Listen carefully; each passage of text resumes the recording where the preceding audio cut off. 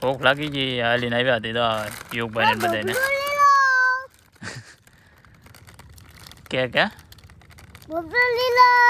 બીજું જય દ્વારકાથી જય માતાજી બધાને. તો આજે આપણે જવાનું છે સુરધન દાદાએ. તો ફાઇનલી અત્યારે જો સુરધન દાદાએ જઈએ છીએ. અત્યારે હાલીને જવાનું છે આપણે ને રસ્તો પણ ચડતો નથી કેમ કે આપણે 15-20 કિલોમીટર આગું છે તો રસ્તો કંઈ ચડતો નહીં. ને યુગભાઈની જો આગળ જાય છે. આવો કંઈક વાડી વિસ્તારની અંદર આવેલું છે. આપણે તો 2-3 વર્ષ થઈ ગયા. અહીંથી 100-150-200 વર્ષ પહેલાંની વાત છે જ્યારે એક પાવલીમાં કાંઠાનામાં કંઈક દાડી હાલતી કંઈક પાવલી છે લગભગ ત્યારથી યુગભાઈને આવ્યું પાણી ગારો વટી દો ઠેકડો મારી દો ફક્ત. તો માઇન્ડ મને હવે અત્યારે મંદિરની રજા દેખાય છે. અત્યારે જો આપણે પહોંચવા આવી ગયા છીએ. અત્યારે અહીંયા કંઈક મંદિર છે તમને બતાવું ઝૂમ કરીને. જો આ મંદિર છે અહીંયા સુરધન દાદાનું. નદી એમ કે યુગભાઈ બતાવો અહીંયા નદી આવેલી છે જંગલની અંદર. કા હવે આપણે જવાનું છે સામે. હવે જોઈએ હવે ક્યાંથી વટાય એમ કેમ કે આમાં બધે વાડી વિસ્તારની અંદર હોય છે. આપણે અહીંથી જવાનું છે. આમે ઓલો બાવળ છે એ બાવળ કોઈથી કપાતો નથી. વર્ષો જૂનો બાવળ છે. તમને હું ત્યાં જઈને દેખાડી કેવડું તળિયું ગયા એટલે કે તમે અંદાજ લગાડી લેજો કે કેટલા વર્ષ થયા છે. એમ 300-400 વર્ષ 200-300 વર્ષ તો પાકા જ. હું તમને એનો ઇતિહાસ છે કે પણ ત્યાં જઈને તમને કહું હું એનો ઇતિહાસ છે શું છે આમ બધું. ચાલો આપણે જઈએ છીએ. માઇન્ડ જડ્યું છે અહીંયા આવીએ એટલે આપણે તરત જડી તો જઈએ છીએ કેમ કે પહેલાં તો બહુ મોટો વિશાળ બાવળ હતો પણ હમણાં કાપી નાખ્યો એટલે અમારા પૂર્વજો ગમે એને કોઈ કાપેલો છે કેમ કે બીજાથી તો ન કપાય કેમ કે વાડીવાળા એ આજુબાજુની વાડી હોય તો એ લોકો એમ કહેતા કે તમે આ બાવળ કાપી નાખો એમ. અમારથી તો ન કપાય તમે તો એને છોકરા છો એટલે તમે કાપી શકો એમ. તો પછી કાપી નાખો કેમ કે પહોંચાયો ને એવું બધું કાંટા ને એવું બધું પડે તો એ લોકોને ખેડવું એવું હોય એટલે આ બાજરી પોપટ જવાને આપણે જઈએ છીએ.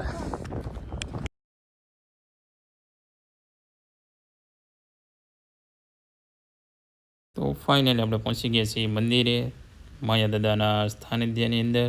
અમારા દાદા છે બારિયા પરિવારના. તો સુરધન દાદાએ પહોંચી ગયા છીએ અને કમેન્ટમાં જય સુરધન દાદા લખી નાખજો બધાએ. તો બાવળ જો વર્ષો જૂનો બાવળ. તો આના ઇતિહાસની વાત કરું તો કંઈક રોટલા માટે કંઈક મારી નાખ્યા ઘણા વર્ષો પહેલાં મેથલાથી વાલર આવતા હતા કંઈક તાવડીઓ લેવા માટે. તો તાવડીઓ લઈને વાલરથી મેથલા જતા હતા. તો અહીંયા પહેલાં વર્ષોની અંદર તો શું હોય પહેલાં રોટલા માટે ને એમ કોઈ પણને લૂંટી લેતા પહેલાં લૂંટારા ને એવું બધું હતું. તો ત્યારે મારા દાદા આવતા હતા ત્યાંથી ને વાલર ગામથી. તો લૂંટારાઓને એમ થયું કે આમાં રોટલા છે એમ. તો એ સિંદડી બાંધેલી હતી તો એમાં તાવડીઓ હતી. તો એ લોકોને એમ થયું ગોવાળોને કે હાલો કે આમાં રોટલા છે તો આપણા દાદાને મારીને રોટલા ખાઈ જઈએ.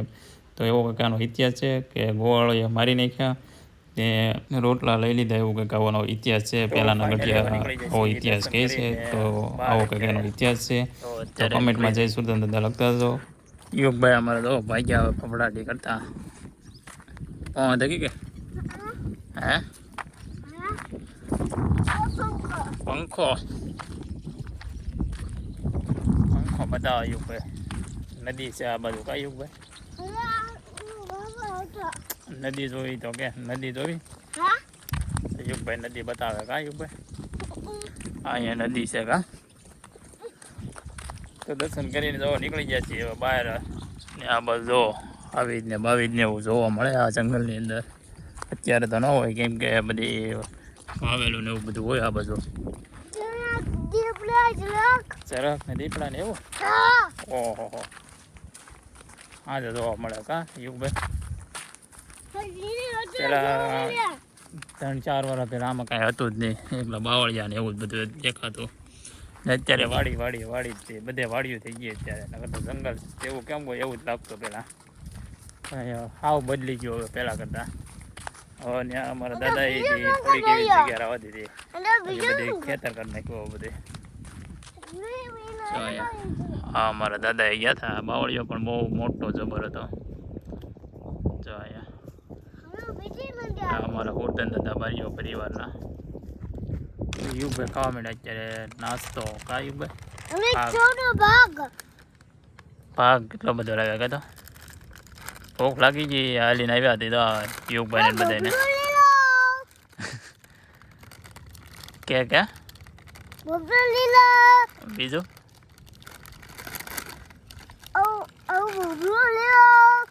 હા કેવી વાળી વેફર એમ પ્રસાદી હા યુગભાઈ નીકળી જશે બબલા વેચવા માટે કા યુગભાઈ ભૂખ લાગી ગઈ હુરતન દાદા આવ્યા ને કા યુગભાઈ હાલીને નદી અહીંયા જંગલ કાંઠે નદી છે જો આમ નાને ઉપાડવા મળ્યા તો ભાગ સિંગ ભજીયા ભૂખ લાગી ગઈ કે તો લાગી ગઈ કે યુગભાઈ ને લાગી ભૂખ તો હાલો બધા નાસ્તો કરવા કે તો હાલો નાસ્તો કરવા કે તો